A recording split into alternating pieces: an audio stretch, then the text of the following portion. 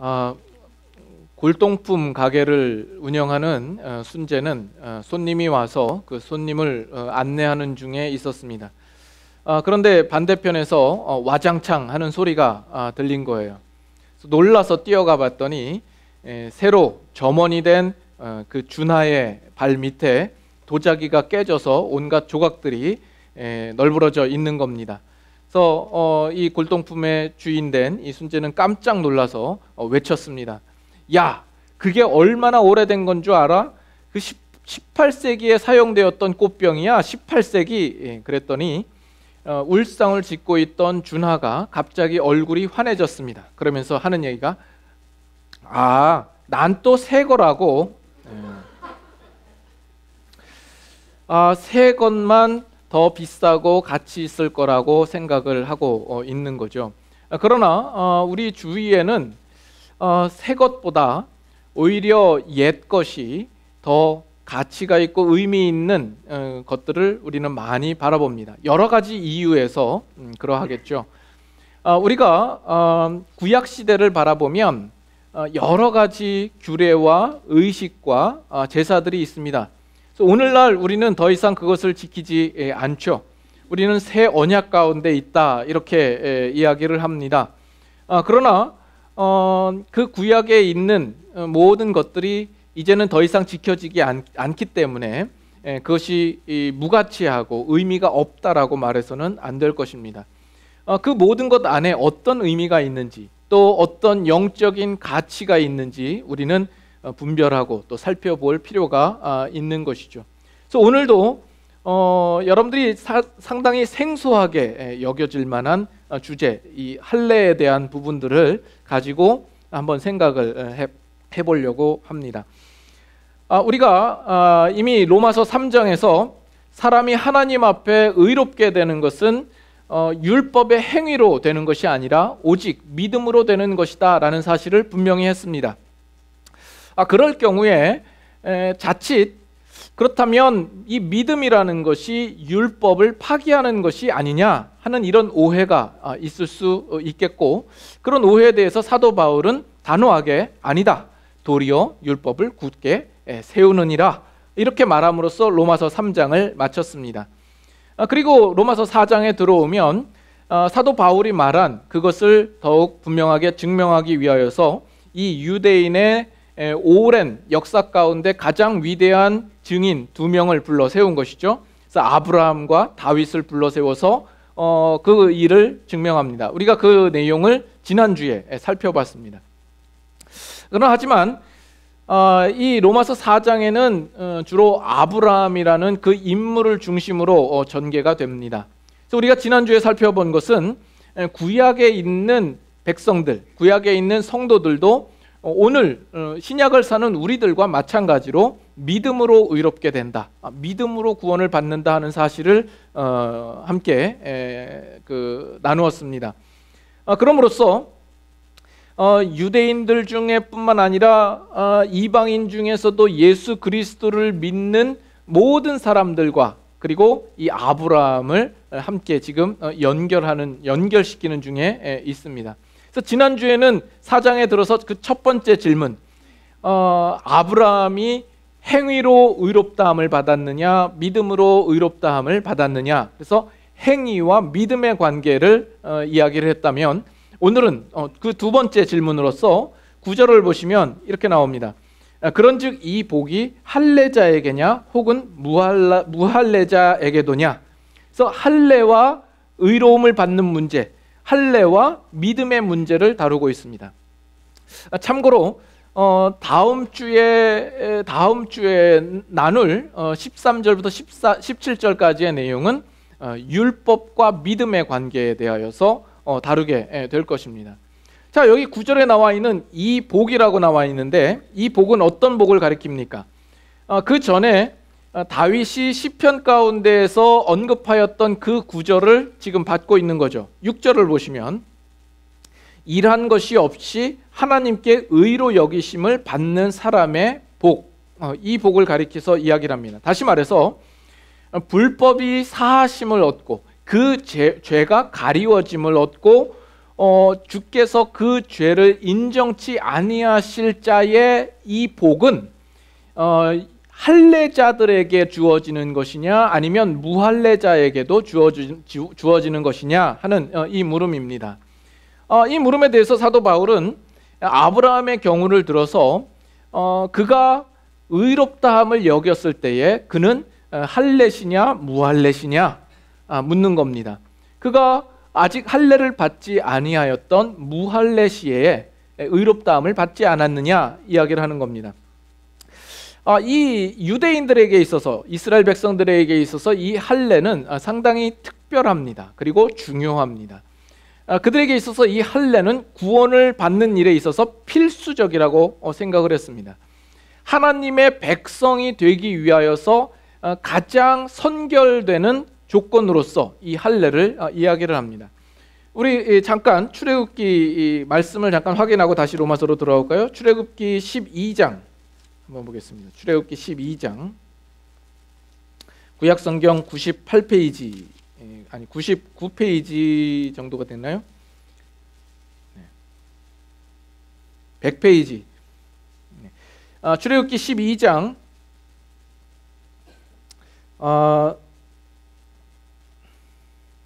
43절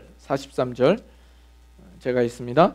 여호와께서 모세와 아론에게 이르시되 유월절 규례는 이러하니라. 이방 사람은 먹지 못할 것이나 각 사람이 돈으로 산 종은 할례를 받은 후에 먹을 것이며. 그래서 원래 이방인들은 유월절을 먹지 못합니다. 그런데 그들이 종으로 산 값을 돈으로 주고 산 종, 그 종은 이방인이라 할지라도 할례를 받은 후에 먹을 수 있겠다 이야기를 합니다.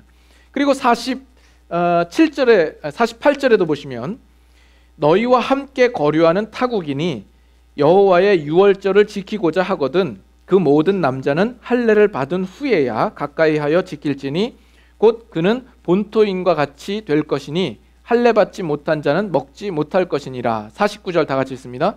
본토인에게나 너희 중에 거류하는 이방인에게 이 법이 동일하니라 하셨으므로. 그래서 그 당시 이스라엘 백성이 출애굽을 할 당시에 이스라엘 백성들만 나온 것이 아니라 그 땅에 있던 많은 거류민들과 이방인들, 타국인들도 함께 나온 것이죠. 그들이 나오기 전에 유월절을 행하여야 되는데 그 유월절을 행하기를 원할 때에는 그들이 할례를 행하여야만 그 유월절에 함께 동참할 수 있고 이스라엘의 회중 가운데 들어올 수 있다라는 이야기입니다. 하나님께서 그렇게 할례를 요구하십니다. 이뿐 아니라 이제 여호수아가 이스라엘 백성들을 이끌고 가나안 땅에 들어갈 때에도 그 가나안 땅에 들어가기에 앞서서 하나님께서 이스라엘 백성들에게 요구하는 것이 너희가 가나안 땅에 들어가기 전에 모두 다 할례를 행하여야 할 것이다 이렇게 요구를 합니다. 처음에 애굽을 나온 1세대 이스라엘 백성들은 다 할례를 받은 자로서 나왔습니다. 그러나 그들이 광야 40년 있는 동안에 그 1세대들은 죽고 거기서 2세들이 다시금 태어나서 자라게 된 것이죠. 그래서 그 2세들은 아직 할례를 받지 않은 겁니다. 그래서 가나안 땅에 들어가기 전에 모두 할례를 행할 것이라 이렇게 명령하여서 여호수아는 그 할례를 행하였던 그 기록이 여호수아 5장에 나와 있습니다.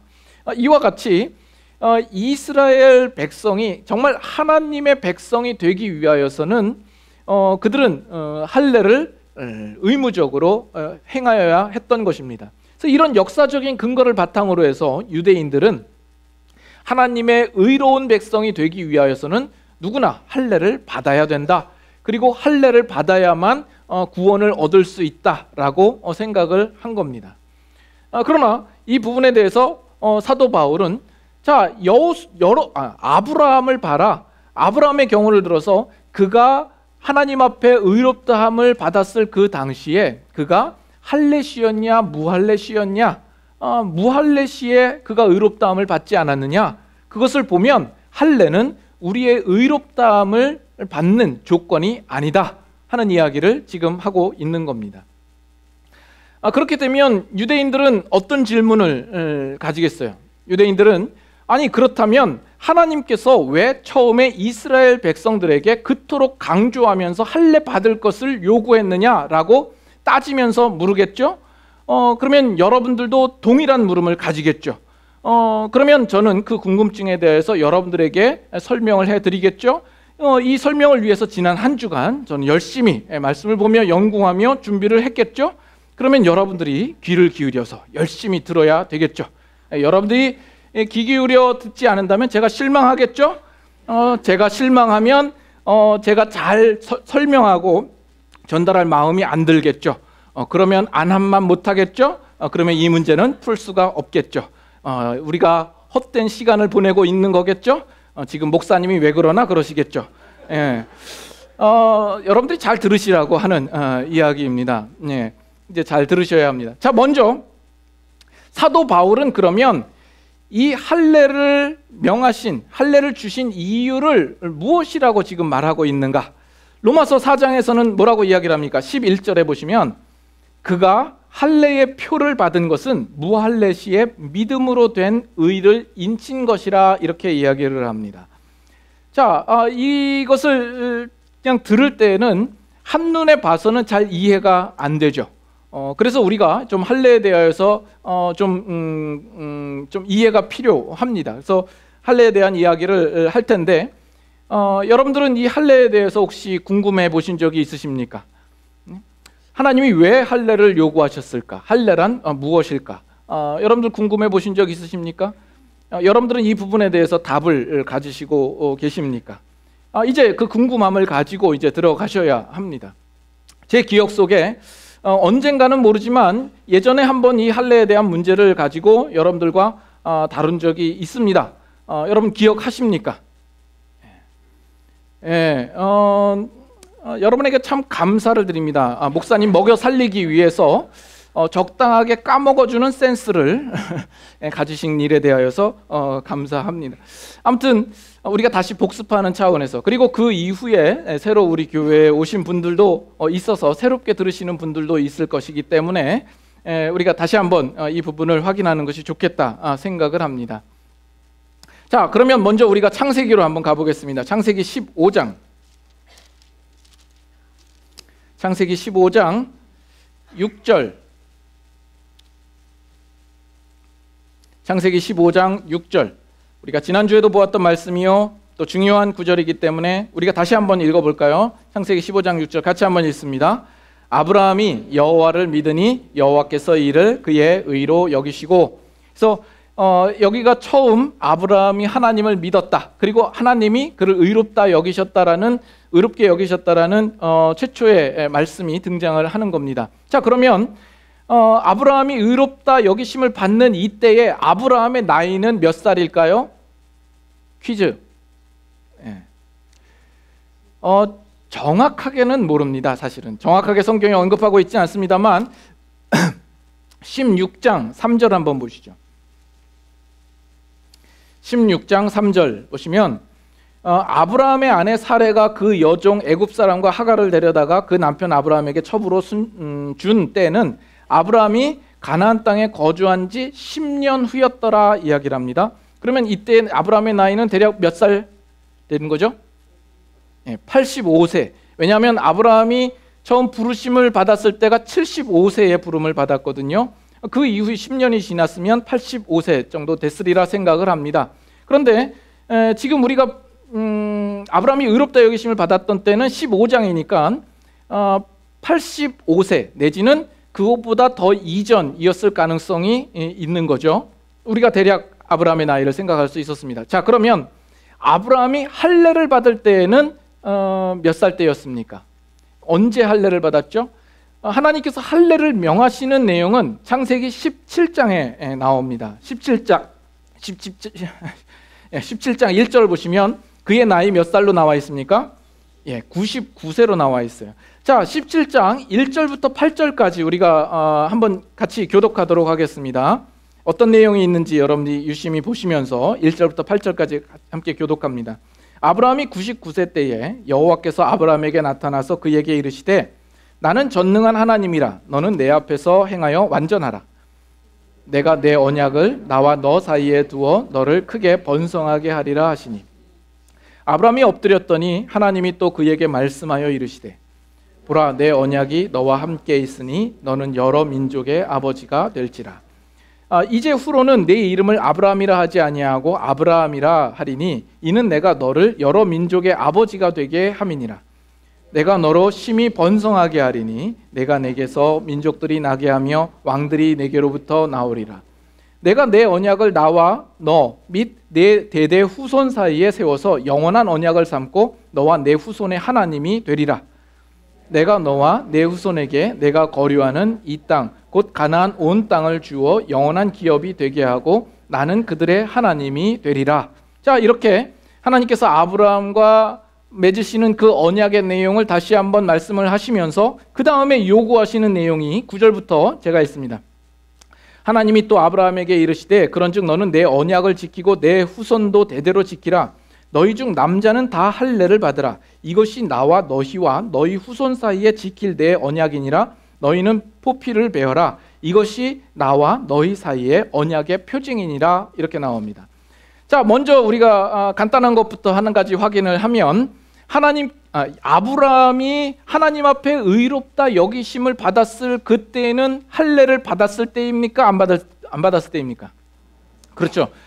이 아브라함이 무할례시였습니다. 그러면 할례를 받기 몇 년 전쯤 된다라고 우리가 볼 수 있습니까? 99세에서 85세를 빼면 14년, 적어도 그 이상도 될 수 있고 적어도 14년 전에 아브라함은 하나님께로부터 그 믿음으로 의롭다함을 받은 겁니다. 그래서 이 사실을 근거로 해서 사도 바울이 지금 로마서에서 기록을 하고 있는 거죠. 자, 그렇다면 이 할례라는 것은 무엇이며 어떻게 행하는 것입니까? 그리고 할례가 가진 의미는 무엇입니까? 왜 하나님께서 갑자기 뜬금없이 아브라함에게 할례를 행하라고 명령을 하시고 그것을 언약의 표징으로 삼으셨을까요? 이것이 물음입니다. 하나님이 이스라엘 백성에게 할례를 주신 이유와 목적에 대하여서 이런 이야기를 하는 것을 제가 들은 적이 있습니다. 그것은 하나님께서 이스라엘 백성들을 위생적으로 청결하게 하기 위하여서 명하신 것이다 라고 말하지만 그것은 성경적인 올바른 답은 아니라고 봅니다. 신학적으로는 이런 이해를 우리가 가질 수가 있습니다.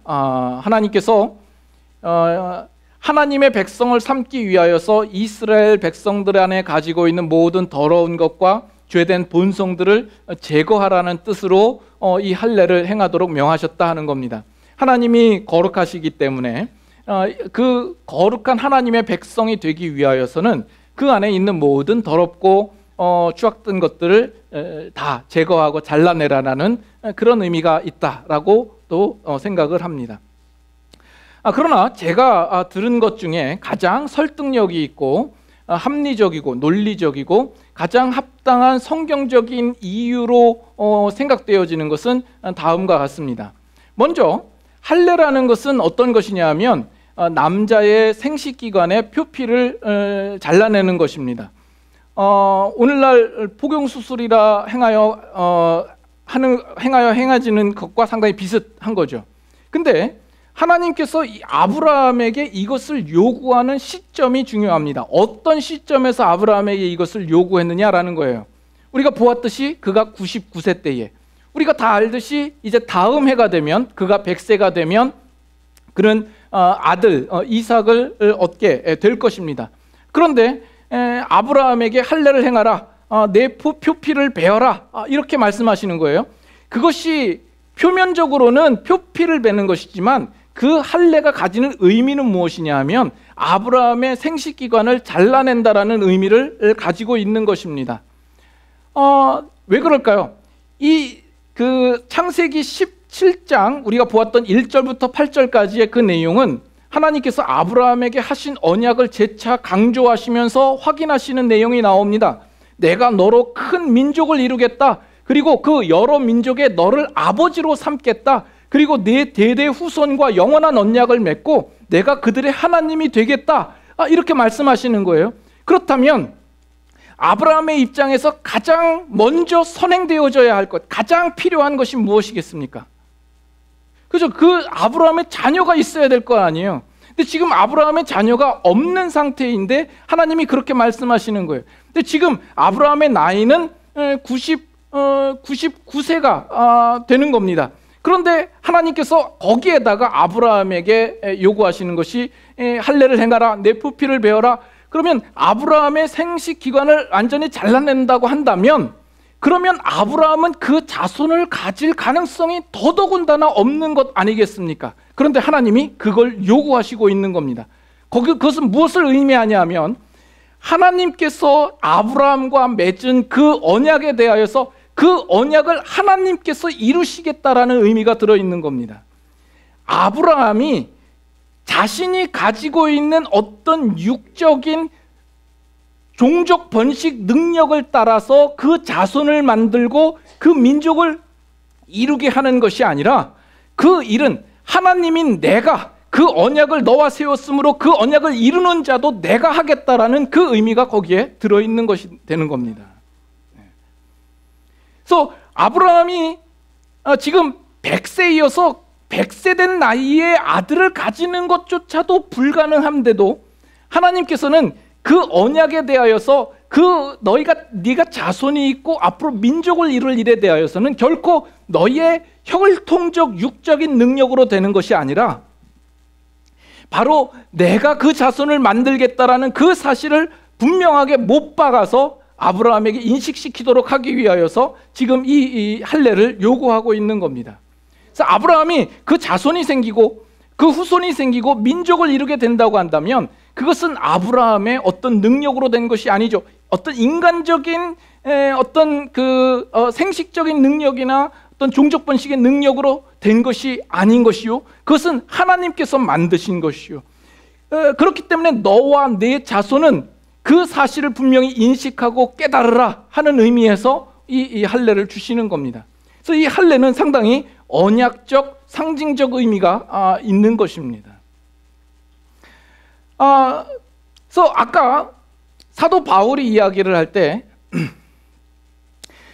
그가 할례의 표를 받은 것은 무할례 시에 믿음으로 된 의를 인치는 것이다 라고 이야기를 하고 있죠. 우리가 지난주에 살펴보았던 대로 창세기 15장 6절에 아브라함의 믿음을 거론하면서 그 전후에 있던 내용들이 어떤 내용입니까? 그 전에는 하나님께서 아브라함에게 언약을 말씀하시는 내용이죠. 그래서 내가 네 몸에서 날씨로 상속자가 되게 하겠다, 내가 너로 큰 민족을 이루겠다라고 말씀하시고, 그 이후에는 하나님께서 명하셔서 아브라함으로 동물을 쪼갠 시체를 두고 하나님께서 횃불로 그 사이를 지나가심으로써 하나님께서 그 언약을 이루시고야 말 것에 대한 분명한 의지를 아브라함에게 보이신 것입니다. 그런데 재차 지금 17장에서 하나님이 언약을 말씀하시면서 그 언약을 하나님께서 이루시겠다라는 그 분명한 열심과 의지를 다시 한번 확인시키기 위하여서 너는 할례를 행하고 너에게 일어날 그 모든 자손과 민족은 내가 이루고야 말겠다라는 것을 다시 한번 확증시키는 것입니다. 그래서 이 할례는 믿음으로 세운 하나님의 언약을 인치는 것이 되는 겁니다. 그것이 하나의 언약의 표징이 되는 것이죠. 그래서 하나님께서 이스라엘 백성들에게 그 대대손손 너희는 할례를 행하라 이렇게 요구하시는 이유가 무엇이 되는 겁니까? 이스라엘 백성은 그 사실을 알아야 되는 거죠. 우리가 이렇게 많은 자손을 가지게 됐고 이런 큰 민족을 이루게 된 것은 우리가 가지고 있는 어떤 인간적인 능력, 어떤 생식적인, 생물학적인, 육체적인 우리의 힘으로 되어진 것이 아니다. 이것은 바로 하나님께서 행하신 일이요, 하나님께서 만든 자손이다 라는 사실을 분명히 알도록 하기 위하여서 하나님께서 명하시는 것이죠. 그렇다면 이스라엘 백성들은 그 사실을 분명히 깨달아야 되죠. 자신들의 민족이 우리의 힘으로 된 것이 아니다라는 것을 알 때에는 그들은 분명히 자랑할 수 없을 것이며 하나님 앞에 더욱 겸손한 모습으로 서야 할 것입니다. 그러나 이렇게 놓고 보니까 이렇게 할례에 대한 분명한 의미를 우리가 생각해 놓고 보니까 역대 이스라엘 백성이나 유대인들은 이 할례에 대하여서 전적으로 무지하고 오해하고 있었구나라는 사실을 우리는 알게 되는 거죠. 그들은 오히려 정반대로 알고 있었습니다. 그들은 이 할례가 가지는 하나님께서 주신 영적인 상징적인 그 의미를 놓쳐버리고 그것으로 자신의 자랑을 삼고 자신의 의로 삼은 것이죠. 율법이 그 할례라는 의식을 행한 것 자체로 내가 의로움을 나타낼 수 있다라고 이야기를 하고 그것으로 우월감을 가지며 그것으로 자랑하고 다른 사람과 구별하는 모습으로 나아갔던 겁니다. 이것은 이스라엘 백성들이 그 할례를 전적으로 잘못 이해하고 있었던 겁니다. 만일 이스라엘 백성들이 할례를 제대로 이해하고 있었다고 한다면 그들은 자랑할 수 없어야 되는 겁니다. 그들이 가지고 있는 혈통적, 민족적 우월감을 가질 수 없어야 되는 겁니다. 그들은 하나님 앞에나 모든 사람 앞에 더욱 겸손해야 되는 것이죠. 그래서 신명기 10장 신명기 10장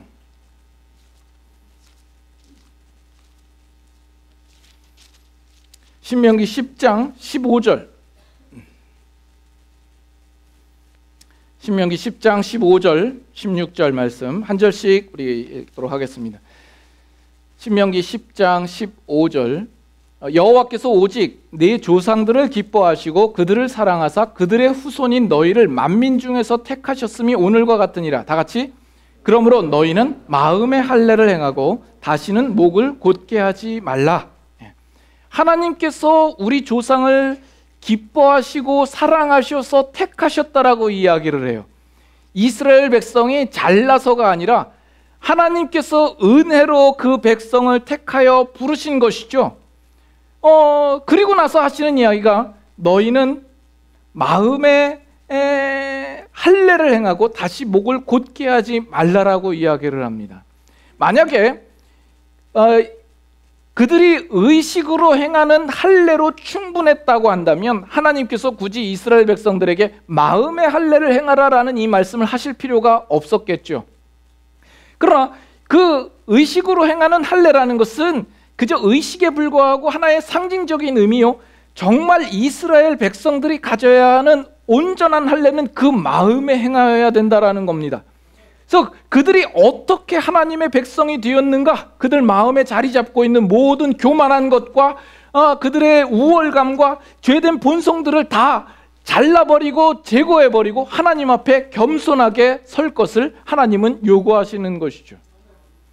한 구절 더 볼까요? 예레미야 4장 예레미야 4장 4절입니다. 예레미야 4장 4절 1055페이지 정도가 됩니다. 예레미야 4장 4절 찾으셨으면 다 같이 한 목소리로 읽겠습니다. 유다인과 예루살렘 주민들아, 너희는 스스로 할례를 행하여 너희 마음 가죽을 베고 나 여호와께 속하라. 그리하지 아니하면 너희 악행으로 말미암아 나의 분노가 불같이 일어나 사르리니 그것을 끌 자가 없으리라. 그래서 하나님은 이스라엘 백성들을 향하여서 어떤 의식으로 지키는 할례를 목적으로 두신 적이 없으십니다. 오히려 하나님께서 목적하신 것은 여기에 나와 있는 것처럼 너희의 마음 가죽을 베라라는 겁니다. 그 마음 가운데 자리 잡고 있는 우월감과 자랑함과 그 교만함을 제거하라는 것이죠. 너희가 어떻게 이 자리에 왔고 어떻게 하나님의 백성이 되었는가를 너희는 분명히 인식하고 깨닫고 이해하고 그 앞에서 하나님 앞에 겸손하게 서라 하는 이것을 하나님께서는 목표하시고 있는 겁니다. 이것이 할례의 본질이고 할례가 가지고 있는 중요한 의미요 내용이 되는 것입니다. 이해하시겠습니까? 그래서 하나님께서 구약의 이스라엘 백성들에게 명령하신 그 어떤 것도 무의미하게 하나님께서 요구하시는 법이 없는 겁니다. 여러분 놀랍지 않습니까? 이쯤 되면 지금까지 이런 말씀은 없었다, 이런 탄성이 나와야 되는데 제가 설교를 잘해서가 아니라 정말 이 말씀에 어떤 우리가 보지 못했던 이런 부분들을 볼 때 참 신기하고 놀랍고 하나님의 역사하심이 참 크구나 이런 것들을 우리는 발견하게 되는 겁니다. 자, 그러면 우리가 다음 생각해야 할 것은 구약 시대의 할례와 오늘 신약 시대를 살고 있는 우리와 어떤 연관성이 있는가 하는 거죠. 우리는 예수 그리스도를 믿고 더 이상 구약의 이스라엘 백성들이 지켰던 것처럼 어떤 육체적인 할례, 어떤 의식적이고 표면적인 할례를 우리는 지키지 않습니다. 그러나 그 할례가 상징하는 그 핵심에 대하여서는 우리의 심령에 분명히 우리도 가지고 있어야 되는 겁니다. 아까 사도 바울이 이 할례의 표는 믿음으로 된 의를 인치는 것이다라고 표현을 하고 있어요. 특별히 사도 바울이 이 할례에 대하여서 인친다라는 표현을 쓴 것은 결코 우연이 아니라고 생각합니다. 거기에 분명한 사도 바울의 의도가 있었다라고 생각을 합니다. 이 신약 성경 가운데 특별히 인친다라는 표현은 어느 경우에 사용을 합니까? 우리가 무엇으로 인친다라고 이야기를 하죠? 성령으로 인친다라고 얘기를 하죠. 고린도 후서 1장 고린도후서 1장 22절 말씀 볼까요? 고린도후서 1장 22절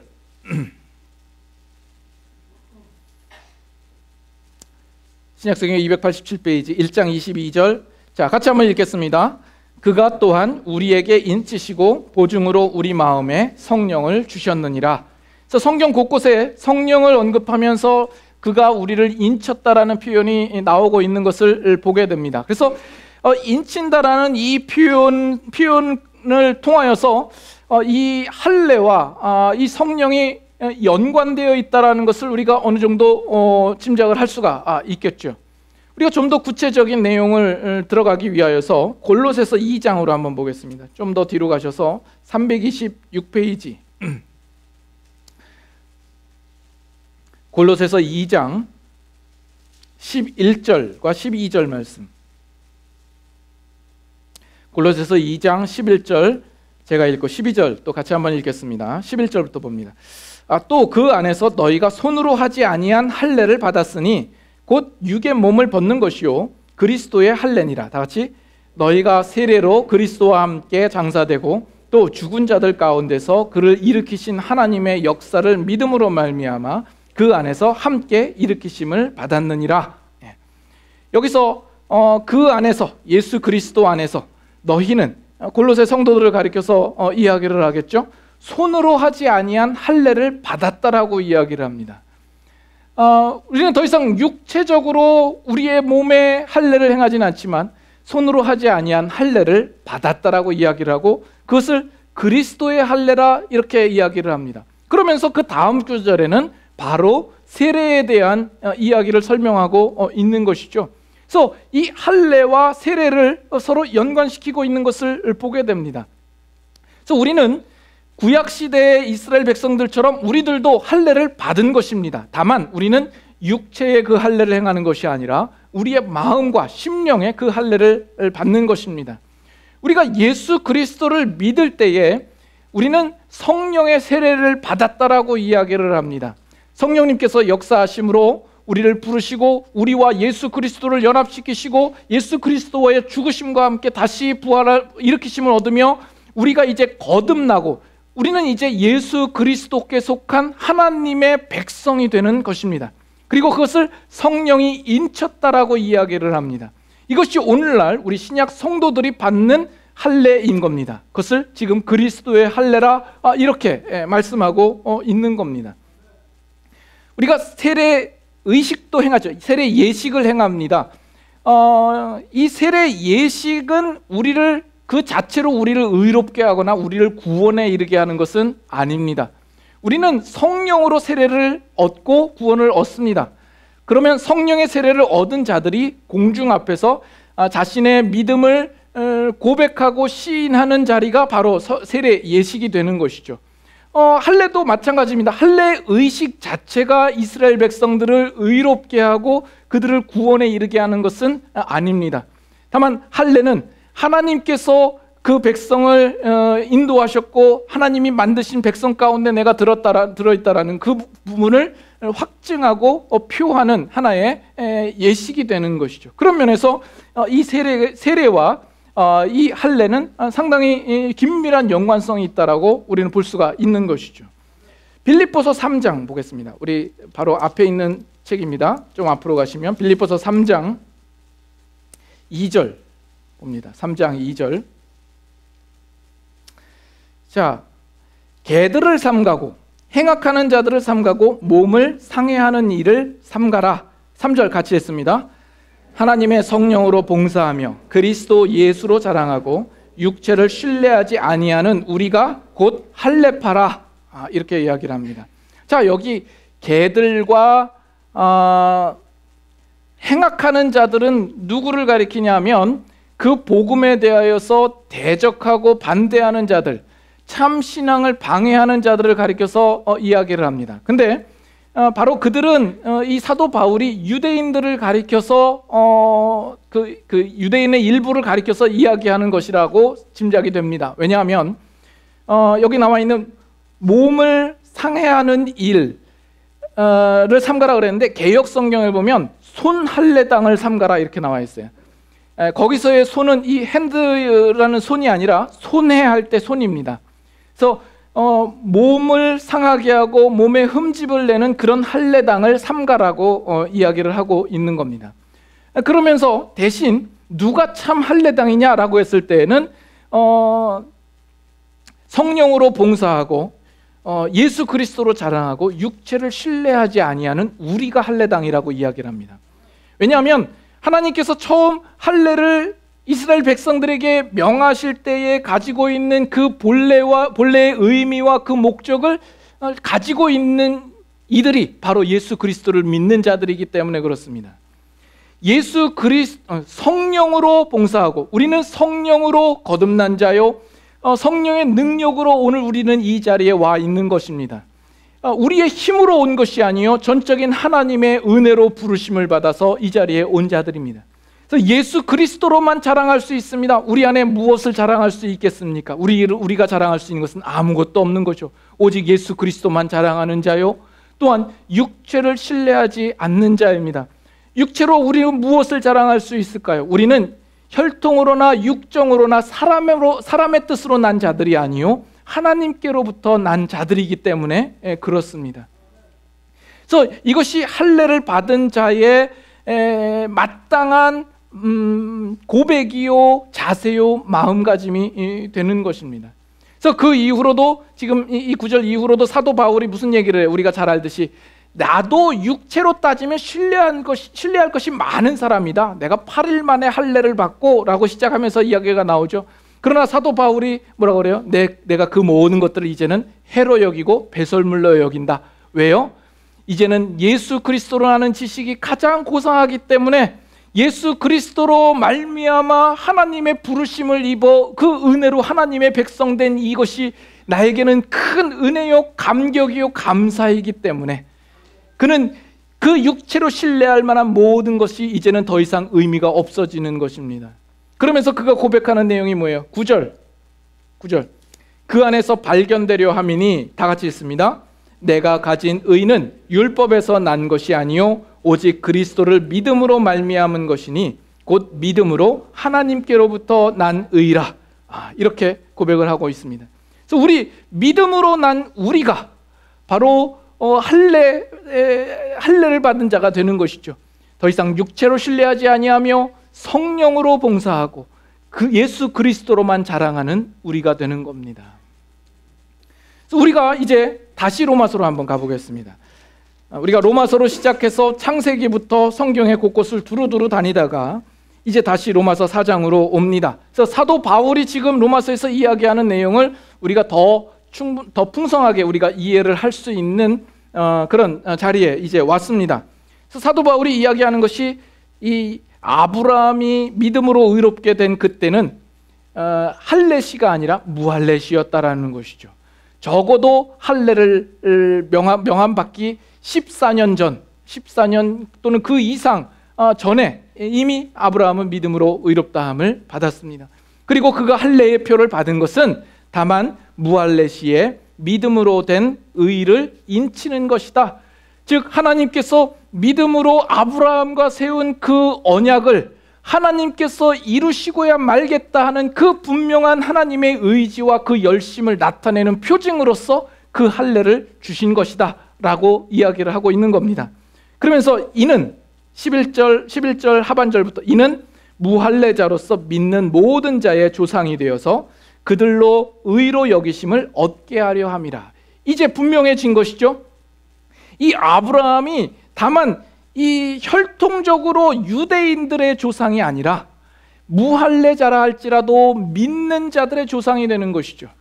그래서 혈통적인 조상으로서 아브라함을 이야기하는 것은 상당히 무지한 것이 되는 겁니다. 할례자로서 믿는 자, 그리고 무할례자로서 믿는 자, 그 모든 믿는 자의 조상이 이제는 아브라함이 되는 겁니다.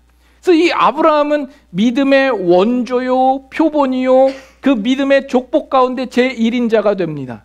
그래서 이 아브라함의 믿음의 조상이 되는 것이 그가 믿음이 좋아서도 아니고 그가 하나님 앞에 의롭다함을 여긴 유일한 사람이기 때문이 아닙니다.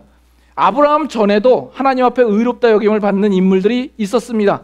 아벨이라든지 에녹이라든지 노아도 의롭다함을 받았습니다. 그러나 하나님께서 이 믿음이라는 법을 통하여서 의롭게 한 일에 대하여서는 이 아브라함 때에 노골적으로 뚜렷하게 선명하게 나타내 보여주셨고 그가 최초의 사람이기 때문에 그를 믿음의 조상으로 보는 것입니다. 유대인들은 아브라함이 자신들의 조상이라고 자랑을 했죠. 자신들만의 조상이라고 생각을 하고 자긍심을 가졌습니다. 그리고 이 할례는 자신들에게만 주어진 특권으로 여기고 할례를 행한 것에 대하여서 우월감을 가졌습니다. 그러나 이제는 사도 바울의 이 모든 이야기를 통해서 그 모든 것이 허물어지는 것이죠. 아브라함은 그들만의 조상이 아니라 할례자이든 무할례자이든 모든 믿는 자의 조상이 되는 것이며 할례는 결코 우리를 의롭게 하는 조건이 될 수 없다라는 것을 분명히 말씀한 것입니다. 여러분 이해가 되십니까? 여러분 재밌으셔요? 예. 이 성경이 그냥 우리가 그냥 표면적으로 아는 것이 아니라 구체적으로 들어가 보면 그 속에는 놀라운 엄청난 보화와 진리가 가득한 겁니다.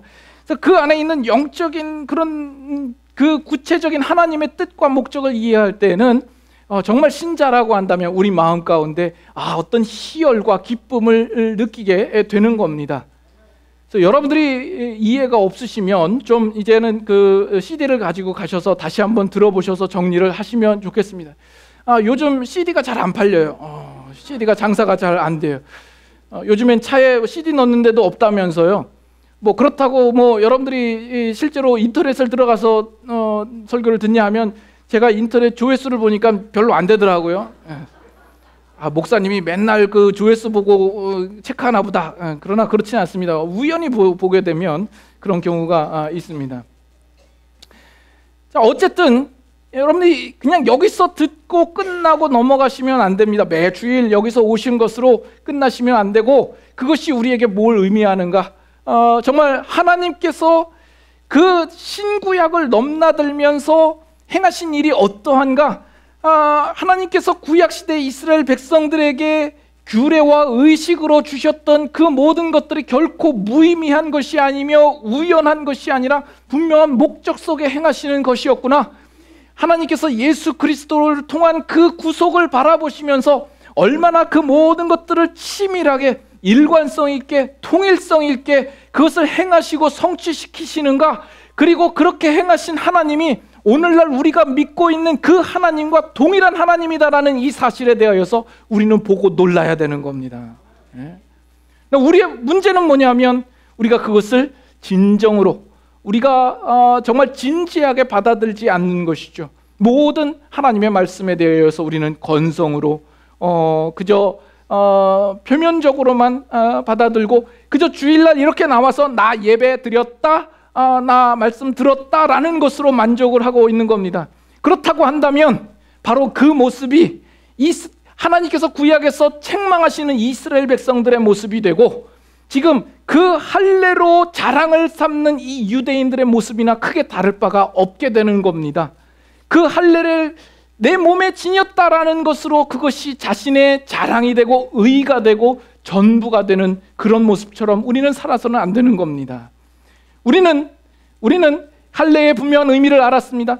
우리는 예수 그리스도를 믿음으로 성령으로 세례를 받고 인침을 받고 우리는 예수 그리스도의 참다운 하나님의 백성이 되었습니다. 그렇다면 이제 우리는 이 세상의 것으로 자랑할 자들이 아닌 겁니다. 이 세상의 재력이나 경제력이나 어떤 성공이나 명예나 권세나 또는 명품이나 자존심이나 그 어떤 것도 우리의 자랑으로 여겨서는 안 되는 겁니다. 그것이 하나님께서 할례를 명하시고 또 우리에게 성령을 주셔서 우리를 부르신 그 하나님의 은혜를 아는 자의 마땅한 고백이요 삶의 자세가 되는 겁니다. 사도 바울은 그의 몸에 예수 그리스도의 흔적이 있다라고 이야기를 합니다. 여러분 안에도 예수 그리스도의 흔적이 있습니까? 그리스도의 할례를 받은 자이십니까? 그렇다면 우리는 그 안에서 더욱 겸손해야 합니다. 우리가 더 이상 우리의 육으로 우리의 행한 것으로 자랑을 삼지 말아야 합니다. 우리는 이 사실을 바라볼 때 우리가 누구에게 속하였는가, 우리는 어떤 자리로 부름을 받았는가, 우리를 부르신 이가 어떤 목적들을 가지고 있는가, 이 사실을 우리는 더욱 우리가 눈을 크게 떠서 진지하게 바라보며 고민하며 그 하나님의 요구하심을 따라 겸손하게 행하며 살아가는 그런 신자의 모습이 되어야 할 것입니다. 그런 여러분들이 될 수 있기를 소망합니다. 함께 같이 찬양하겠습니다.